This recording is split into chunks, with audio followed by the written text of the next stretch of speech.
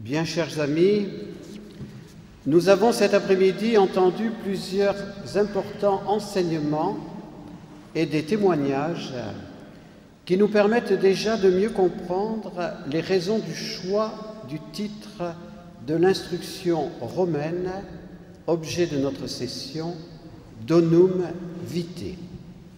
Ce soir, dans ce sanctuaire à la gloire de Jésus Eucharistie, qui est l'œuvre du Père dominicain, le Père Brisset, qui a fondé les dominicaines de l'Eucharistie, nous voudrions vous inviter à ouvrir vos cœurs à Notre-Dame-des-Neiges qui peut et veut vous aider à vous développer dans le bel amour et à aimer et servir toute vie humaine. Pourquoi invoquons-nous la Vierge Marie sous le nom de Notre-Dame-des-Neiges? Même si plusieurs parmi vous nous connaissent, il est important de vous dire ou de vous redire que nous devons notre dévotion à notre Père fondateur, le Père Lucien-Marie d'Orne, né le 2 juillet 1914 dans la Drôme, et à Mère Marie-Augusta, qui a été sa collaboratrice et qui est née le 18 avril 1907 à Annonay, en Ardèche. Le Père nous a souvent rappelé qu'il était le fondateur, mais quel était le fondement. Ils demeurent l'un et l'autre le Père et la Mère de notre famille missionnaire de Notre-Dame. Mère Madeleine et moi, nous ne sommes que leurs représentants. Nos pères et mères ont mis leur famille missionnaire sous l'obédience de Notre-Dame-des-Neiges. Ils se sont consacrés à elle et ils ont invité chacun de leurs enfants spirituels à se consacrer également à Notre-Dame-des-Neiges. Soulignons, même si c'est une évidence, que lorsque nous prions Notre-Dame-des-Neiges, nous prions bien évidemment l'unique Vierge Marie, l'unique Mère de Dieu et notre Mère. Le vocable des neiges, ajouté à Notre-Dame, ne change pas l'identité de la Sainte Vierge. Ce vocable n'a pas été inventé par nos pères et mères. Il est très ancien dans l'Église. Il date de l'an 360 environ. En ce temps-là, le pape s'appelait Libère. 2 grandes basiliques avaient été construites par l'empereur Constantin sur les tombeaux de Pierre et de Paul. Constantin avait fait don au pape du domaine du Latran pour édifier sa cathédrale et son palais. Mais il n'y avait pas de basilique en l'honneur de la Sainte Vierge. La divine providence a alors permis à la Sainte Vierge d'apparaître à Giovanni, patricien romain, et à son épouse pour leur demander de faire édifier sur le mont Esquilin, l'une des 7 collines de Rome, une basilique en son honneur. Le couple devait faire part de cette demande de la Vierge Marie au pape Libère. Il devait ensuite se rendre sur le mont Esquilin, où un signe leur serait donné pour marquer l'emplacement de la basilique. Ce signe a bien été donné, une neige miraculeuse dans la nuit du 4 au 5 août vers l'an 360. Précisons, cette neige ne recouvrait pas la ville de Rome, mais seulement l'emplacement de la petite basilique. Pour faire mémoire de ce signe miraculeux, chaque année à Rome est célébrée le 5 août la fête de Notre-Dame-des-Neiges dans la basilique appelée aujourd'hui Sainte Marie Majeure. Notre Père, qui avait reçu dans son scoutisme la dévotion à Notre-Dame-des-Neiges, fut très heureux de connaître la tradition sur Notre-Dame-des-Neiges de Rome. Jusqu'à sa mort, il est resté très attaché à cette dévotion et il a cherché à toujours mieux comprendre pourquoi la divine Providence avait voulu donner à Rome ce signe de la neige. La neige, nous disait-il, symbolise merveilleusement la grande pureté de la Sainte Vierge. Rien n'est plus blanc que la neige. Notre-Dame-des-Neiges est la maternité divine de la Vierge Marie. Premier point que nous allons développer. La dévotion à Notre-Dame-des-Neiges dans la basilique Sainte-Marie Majeure est liée à la dévotion à Sainte Marie, Mère de Dieu. La raison est très simple. La première basilique du pape Libère a été transformée après le concile d'Éphèse de 431, concile qui a proclamé Marie, Mère de Dieu. Dans la basilique actuelle de Sainte-Marie Majeure, nous pouvons contempler les plus anciennes mosaïques de Rome. Elles datent du 5e siècle et elles sont à la gloire de Dieu et de Marie, Mère de Dieu. Ce lien entre la dévotion à Notre-Dame-des-Neiges et la maternité divine de la Vierge Marie est très important pour nous aujourd'hui, en cette session sur le don de la vie. La maternité divine de la Vierge Marie est une maternité virginale absolument miraculeuse. Par le symbole de la neige, Dieu ne voudrait-il pas nous le rappeler? La maternité miraculeuse de la Vierge Marie est célébrée dans l'Église par une solennité liturgique, la solennité de l'Annonciation ou de l'Incarnation, le 25 mars. Jean-Paul II a choisi cette date du 25 mars en l'année 1995 pour signer son encyclique Evangelium Vitae, l'évangile de la vie. Jean-Paul II désirait que la journée pour la vie soit célébrée le 25 mars. Les raisons sont compréhensibles en méditant ce qu'écrivait ce grand pape dans la conclusion de son encyclique. Marie est véritablement Mère de Dieu, la Théotokos. Dans sa maternité est suprêmement exaltée la vocation à la maternité inscrite par Dieu en toute femme. Marie a dû vivre sa maternité sous le signe de la souffrance. Cet enfant doit être un signe en but à la contradiction, et toi-même une épée te transpercera l'âme, afin que se révèlent les pensées intimes de bien des cœurs. Dans les paroles que Siméon adresse à Marie, dès l'aube de l'existence du Sauveur, se trouve exprimé synthétiquement le refus à Jésus et à Marie qui culminera sur le calvaire. Près de la croix de Jésus, Marie participe au don que son Fils fait de lui-même. Elle offre Jésus, le donne, l'enfante définitivement pour nous. Le oui du jour de l'Annonciation mûrit pleinement le jour de la croix, quand vient pour Marie le temps d'accueillir et d'enfanter comme fils tout homme devenu disciple, reportant sur lui l'amour rédempteur du Fils. Jésus donc, voyant sa mère et se tenant près d'elle, le disciple qu'il aimait, dit à sa mère, « Femme, voici ton fils. » Ces lumineuses paroles de Jean-Paul II n'expriment pas une dévotion sentimentale d'un pape qui a été très marqué par sa Pologne natale.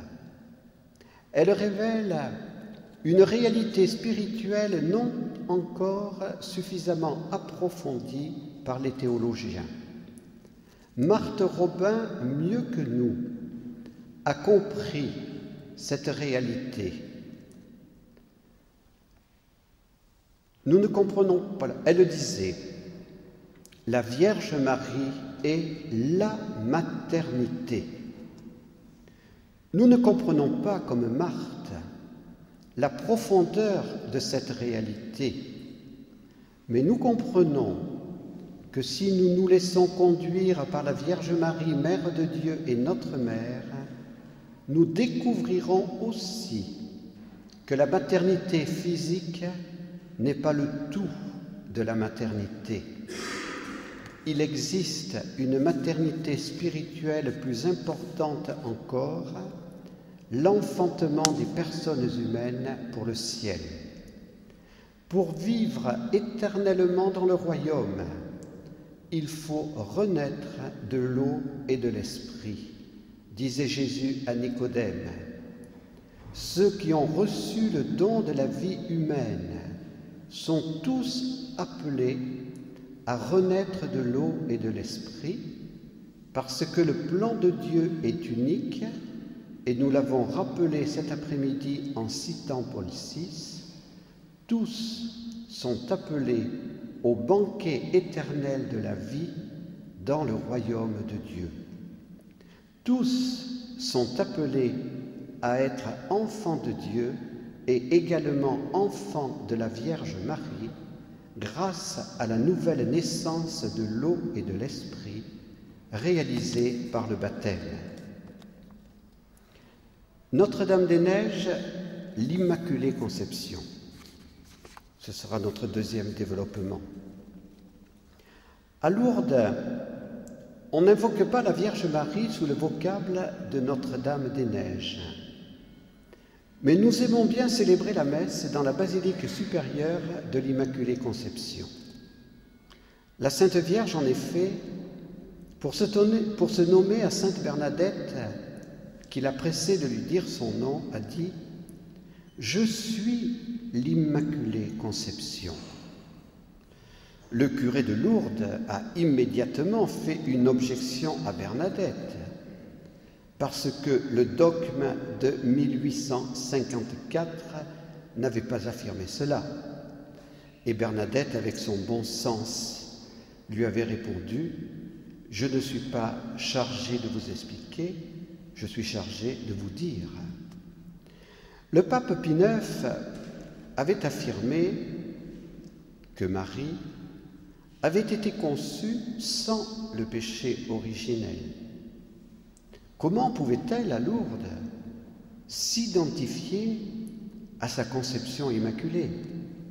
Je suis l'Immaculée Conception. Saint Maximilien Kolbe a beaucoup réfléchi sur cette question théologique, mais ce n'est pas le sujet de notre méditation ce soir. Contentons-nous de contempler l'Immaculée Conception. Le signe de la neige ne nous permet-il pas de nous émerveiller devant cette petite créature si belle, si pure, emplie de l'Esprit Saint dès le premier moment de sa vie? Le mystère de l'Immaculée Conception n'a-t-il pas quelque chose de très important à nous dire en cette session sur le don de la vie? Saint Bernard, qui aimait profondément la Vierge Marie et qui l'a faite tant aimer, n'a pas compris le mystère de l'Immaculée Conception. En son temps, en effet, la majorité des théologiens ne croyaient pas en la conception immaculée de Marie. Saint Bernard s'était même opposé aux chanoines de Lyon qui voulait célébrer liturgiquement la fête de l'Immaculée Conception, alors que l'Église de Rome ne l'autorisait pas encore. Dans son argumentation, saint Bernard disait « On ne peut pas fêter quelqu'un qui n'existe pas encore, puisque, selon l'opinion théologique de son temps, l'âme spirituelle de la Sainte Vierge n'avait pas encore été créée. » Avons-nous compris ce que la Sainte Vierge a voulu nous dire à Lourdes? Je suis l'Immaculée Conception. Je dois avouer que je ne l'ai pas encore pleinement compris. Mais en célébrant la solennité de l'Immaculée Conception le 8 septembre, le 8 décembre, 9 mois, jour pour jour, avant sa naissance, le 8 septembre, je comprends que l'Église veut célébrer le premier jour d'existence de celle qui deviendra la Mère de Dieu et qui est le chef-d'œuvre de Dieu. Notre-Dame-des-Neiges, le cœur immaculé de Marie. Notre Père a surtout développé la dévotion au cœur immaculé de Marie et la collaboration de la Sainte Vierge à l'œuvre du salut. Le mystère de l'Immaculée Conception souligne la grandeur de la grâce accordée gratuitement par Dieu à la Vierge Marie. Le mystère du cœur immaculé de Marie souligne le oui sans cesse renouvelé de la petite servante du Seigneur, de sa présentation au Temple jusqu'à son Assomption. La vie de la Sainte Vierge peut se résumer par ces 3 mots latins, ecce, fiat, magnificat. Ecce, me voici. Fiat, oui, à la demande concrète de Dieu qui vient de m'être signifiée. Magnificat, acceptation joyeuse et reconnaissante de la volonté de Dieu.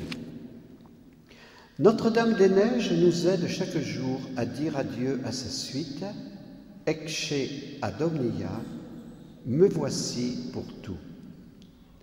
En cette session sur le don de la vie, elle peut et elle veut aider chacun et chacune d'entre vous à accepter la volonté de Dieu, même dans les temps d'incompréhension. Jésus a enduré un combat bien douloureux au moment de son agonie. Il a demandé à son Père d'écarter le calice de la passion. Puis, il s'est abandonné à sa volonté, non pas ma volonté, mais la tienne. La vie est pour l'Église un don de Dieu. Mais ce don peut être perçu en certaines circonstances, dans un premier temps, comme un fardeau, comme un grand fardeau. Regardons Notre-Dame-des-Neiges, invoquons-la. Elle nous aidera à dire, même si c'est dans l'incompréhension, l'angoisse et la souffrance, non pas ma volonté, mais la tienne, Seigneur. Lorsque la Sainte Vierge a retrouvé Jésus au Temple, saint Luc dit qu'elle n'a pas compris ce que Jésus leur avait dit. Mais elle a gardé ces paroles dans son cœur et les a méditées. Alors, l'Esprit Saint l'a éclairée. N'oublions jamais, lorsque nous parlons du don de la vie, que les époux ne sont pas les maîtres absolus de la vie. Dieu seul et le maître de la vie. Notre-Dame-des-Neiges, première de cordée, mère et éducatrice du bel amour. C'est par cette dernière expression que je voudrais conclure cette méditation. Notre Père n'a pas créé la dévotion à Notre-Dame-des-Neiges comme nous l'avons dit au début, mais il a développé la spiritualité de la cordée et de l'aide apportée par Notre-Dame-des-Neiges pour mener le combat olympique de la pureté. Son scoutisme l'a préparé à ce développement. Notre-Dame-des-Neiges était bien la guide des scouts de France de son temps. Un guide trace la route et nous conduit vers les sommets. Notre Père a aimé cette image de l'ascension en cordée. Il a permis à Mère Marie-Augusta d'être conquise par cette spiritualité et nous, aujourd'hui, grâce à lui, nous sommes attachés à Notre-Dame-des-Neiges, notre première de cordée. Elle nous guide vraiment pas à pas. Dans le chapelet que nous allons méditer, nous allons demander en grande union avec nos pères et mères de nous laisser guider pas à pas par Notre-Dame-des-Neiges. Nous constaterons alors que ce n'est pas nous qui agissons pour elle, mais c'est elle qui agit pour nous et avec nous. Nous constaterons de plus en plus avec émerveillement cette action invisible et non sentie de Notre-Dame-des-Neiges. C'est vraiment notre première de cordée. C'est vraiment elle qui guide notre mission et qui agit dans vos cœurs pendant que nous vous parlons ou pendant que nous organisons nos autres activités. Notre-Dame-des-Neiges ne se contente pas d'être notre première de cordée et notre guide. Elle est aussi notre mère, la grande éducatrice de nos cœurs en vue du bel amour. Mère Marie-Augusta avait compris en 1948 que nous devrions mener le combat olympique de la pureté.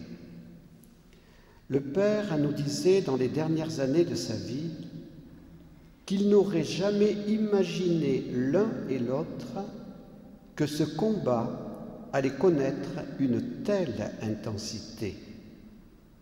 Combien de jeunes et de moins jeunes sont des victimes de ce combat olympique de la pureté? Nous ne devons pas baisser les bras. Nous ne devons pas nous décourager. Nous sommes témoins des grâces exceptionnelles données par Notre-Dame-des-Neiges aux jeunes, aux adolescents, aux enfants, aux époux, aux consacrés, aux laïcs célibataires. Jésus a rétabli Marie-Madeleine, Augustin, Charles de Foucauld dans leur dignité. Ne serait-il pas capable aujourd'hui de donner aux victimes des cultures du plaisir et de la mort des grâces de résurrection spirituelle qui leur permettront de vivre avec enthousiasme, dans la joie de l'esprit, le beau et grand combat olympique de la pureté.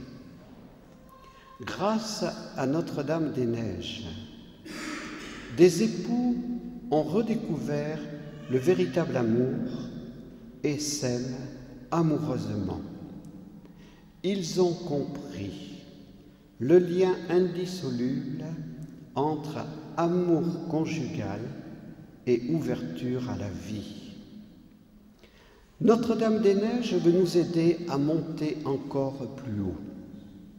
Non seulement elle nous permet de mener victorieusement, avec la grâce de Jésus bien évidemment, le combat olympique de la pureté, mais elle nous aide à éduquer nos cœurs dans le bel amour pour aimer comme Jésus.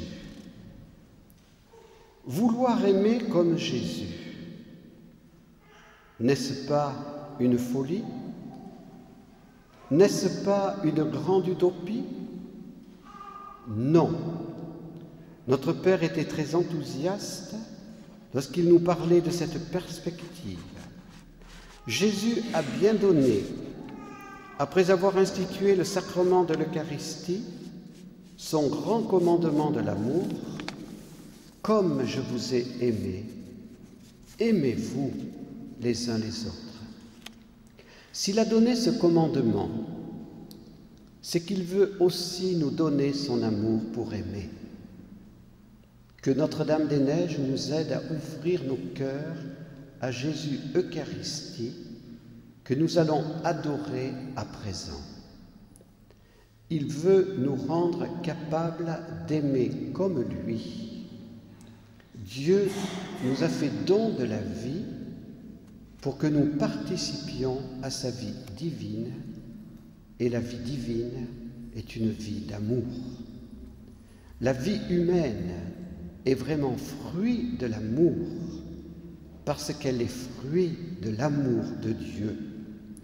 Que Notre-Dame des Neiges nous fasse participer à l'amour de l'épouse du Cantique des Cantiques, dont le désir ardent était d'être à son bien-aimé et que son bien-aimé soit à elle.